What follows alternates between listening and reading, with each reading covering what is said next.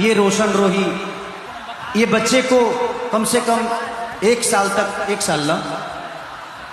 तक ये बच्चा जेल में रहा, लेकिन हारा नहीं भैया, थका नहीं। दोस्तों, अभी सोशल मीडिया पर खेसारी लाल यादव और रोशन रोही का एक स्टेज शो वीडियो बहुत ही ज़्यादा वायरल हो रहा है।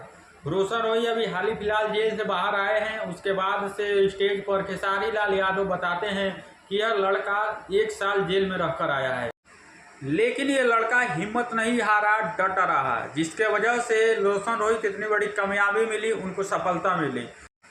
आखिरकार प्रशासन को भी लगा कि रोशन रोही बेकसूर है, जिसके वजह से उनको बेल मिला।